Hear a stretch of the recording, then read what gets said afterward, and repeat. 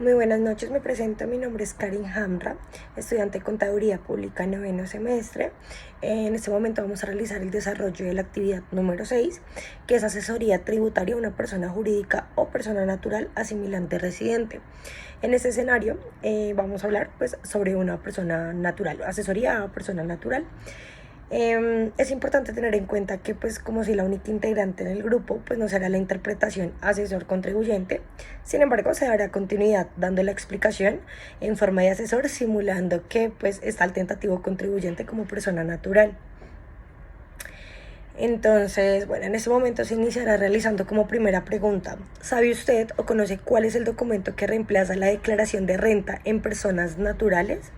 De no saber, lo primero que tenemos o que debemos tener claro más bien es que para la declaración de renta en personas naturales tenemos en cuenta hay tres situaciones, donde la primera es por ingresos por los cuales pudo haber superado en compras el tope de rentas no laborables.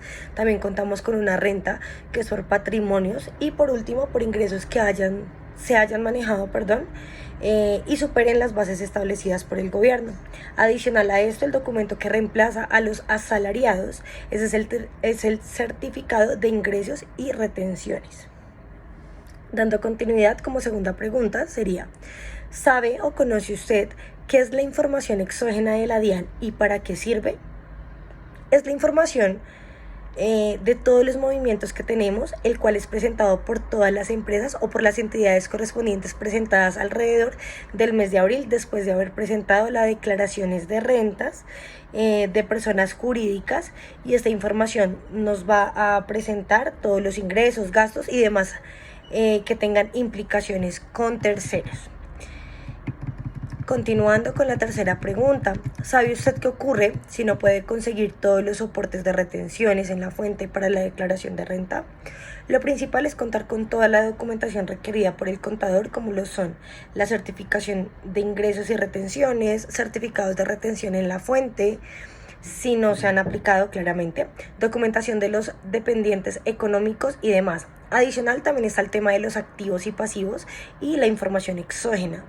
Toda esta información nos sirve para poder construir la declaración de renta y sus complementarios.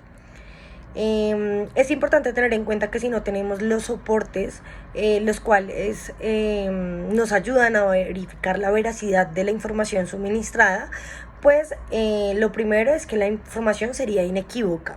Segundo, la depuración de la declaración de renta no será en su totalidad, o no se generará más bien en su totalidad. Y finalmente el contribuyente va a tener que pagar. Por lo cual la recomendación en estos casos es ser bastante organizados y tener la información requerida en el momento en que el contador lo solicite. Cuarta pregunta: ¿sabe o conoce usted cuál es la sanción mínima para impuestos establecida por la DIAN? La sanción mínima para el 2022 es de 10 VTs, que es lo correspondiente a 380.000 pesos. Eso se actualiza todos los años. Además, estas sanciones son por no presentar o no hacer la presentación de forma oportuna, también por alguna corrección o diferencia, lo cual genera que la sanción se deba agregar al impuesto a cargo.